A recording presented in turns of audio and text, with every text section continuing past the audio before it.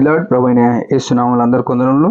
ఈ దినము దేవుని వాక్యంలో నుంచి మార్కు సువార్త 10వ అధ్యాయం 27వ వచనం.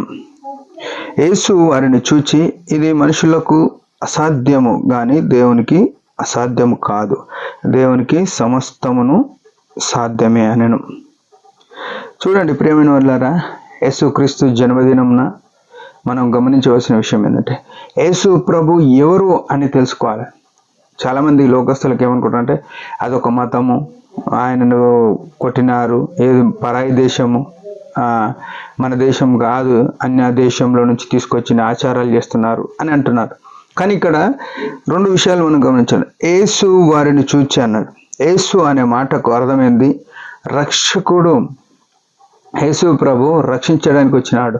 లూకా 19:10 ఉంది, నశించిన దానిని వెతికి రక్షించడానికి. నిజంగా యేసు రక్షకుడుగా ఎందుకు రావాల్సి వచ్చిందంటే, నశించింది ఏంది అంటే ప్రతి మనిషి అరకాలు మొదలుకొని నడినెత్తి వరకు యోచనలలో, చూపులలో, చేష్టల్లో, ప్రతి దాంట్లో కూడా మనిషి చెడిపోయి ఉన్నాడు. అట్లాంటి మనిషిని రక్షిద్దామని వచ్చినాడు. మనం మనుషులు ఏమనుకుంటాం అంటే, నేను బాగున్నా, నాకేం పర్వాలేదు అనుకుంటున్నాం. తప్పు, ఖచ్చితంగా బైబిల్ దృష్టిలో తప్పు. అందరూ పాపం చేసి దేవుడు అనుగ్రహించే మహిమను పొందలేకపోతున్నారు, రోమపత్రికలు రాయబడ్డది. ఇంకా అందరు గొర్రెల వరే త్రోవ త్రప్పినారు అని రాయబడ్డది.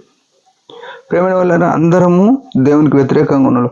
అలాంటి మనల్ని రక్షించడానికి అట్లానే పోతే ఏమవుతుందంటే నరకాయానికి పాత్రులమైన బైబిల్ చెప్తుంది అన్నమాట. మనుషుడు తన ఇష్టానుసారంగా, అదే సామెతలో ఉన్న మాట ఏంటంటే, ఒకని ఎదుట సరి అయినదిగా కనబడు మార్గము కలదు, తుదకు అది మరణమునకు, నరకమునకు, శాపమునకు మనల్ని తీసుకుపోయేదిగా ఉంది. దాని నుంచి విడిపించడానికి యేసు ప్రభువు ఈ లోకానికి నరుడుగా వచ్చినాడు. యేసు రక్షకుడుగా వచ్చినాడు. ఆయన వచ్చి ఏం చేస్తున్నాడంటే, మనుషులకి ఏదైతే సాధ్యం కాదో అది సాధ్యపరచడానికి వచ్చినాడు. దేవునికి సమస్తం. యేసు ఎవరంటే దేవుడే. అందుకే అక్కడనే మార్కు ఏమంటున్నాడంటే, మొదట యేసు అని చెప్పినాడు, తర్వాత దేవునికి సమస్తం సాధ్యమే, దేవునికి అసాధ్యమైనది.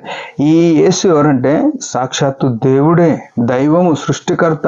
భూమి ఆకాశములను నిన్ను నన్ను సృజించిన, కనిపించిన విశ్వమంతా కూడా సృజించిన వాడు ఈ యేసు ప్రభువే.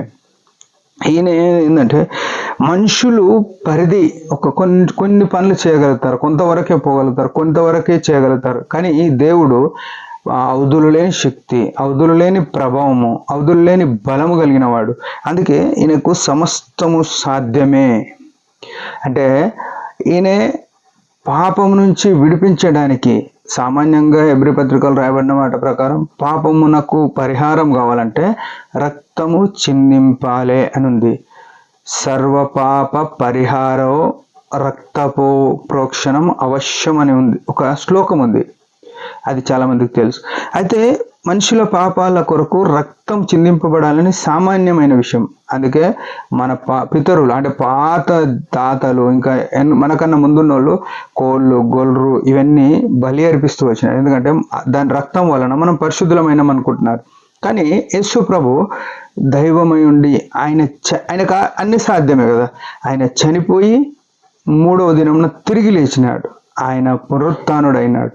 అదే రీతిగా ఎవరైతే ఆయన యందు విశ్వాసం ఉంచుతారో ఈ క్రిస్మస్ శుభదినాన మనం గుర్తుంచుకోవాల్సిన, ఆయన రక్షించడానికి వచ్చినాడు. మొదటి విషయం, రక్షించడానికి వచ్చిన ఆయన్నే దేవుడు ఆయన. మూడో విషయం అంటే ఆయనకి ఏదైనా సాధ్యం, చనిపోగలుగుతాడు. అందుకే యోహాను సువార్తలో ఉంటుంది, నా ప్రాణం నా అంతటా నేను పెడుతున్నా, గొర్రెల కొరకు ప్రాణం పెడుతున్నా అంటానన్నాడు. గొర్రెలాగా తగ్గింపు స్వభావం. గొర్రెలు అంటే చాలామంది తెలియని వాళ్ళు తప్పుగా అర్థం చేసుకుంటున్నారు, మేము గొర్రెలమని. కానీ గొర్రె లాంటి స్వభావము ఆ మాట యేసుప్రభు అనేది. అలాంటి దీన స్వభావంతో ఎవరైతే ఆయన దగ్గరకు వస్తారో ఈ శుభదినాన, ఈ క్రిస్మస్ శుభదినాన ఆయన నిన్ను నన్ను కూడా రక్షించి తన సంఘములో, తన మందలో చేర్చి తన రాజ్యానికి తీసుకుపోతాడు. ఒక రాజు రానయ్యున్నాడు, ఆ పరమున కొనిపోతాడు. ఆ విషయం ఎరిగి మనం ఆయన పాదాల చెంత కూర్చొని ఆరాధన చేద్దాం. దేవుడి మాట దించున్నాక చిన్న ఆరాధన క్రిస్మస్ సందర్భంగా. పరమ తండ్రి యేసు ప్రభు నామములో వందనాలు. దైవమైన నీవు నరరూపిగా యేసుగా ఈ లోకానికి వచ్చినావు. సర్వమానవాళిని, నశించిపోతున్న వారిని చూసి రక్షించడానికి వచ్చినావు. నువ్వు దేవుడవై ఉండి తండ్రి సమస్త సమస్తమును సాధ్యపరిచేవాడవైండి కూడా ఈ లోకంలో మమ్మల్ని రక్షించడానికి సిలువలో ప్రాణం పెట్టి రక్తం కాచినావు. నీ రక్తం ద్వారా మనం నడిపించడానికి వచ్చినావు. నీ ప్రేమకై స్తోత్రములు.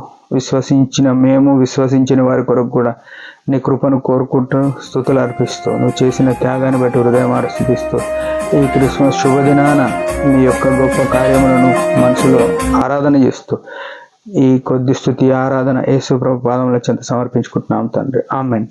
మీరందరి పరిచర్య గురించి భారంగా ప్రార్థన చేయండి. Praise the lord.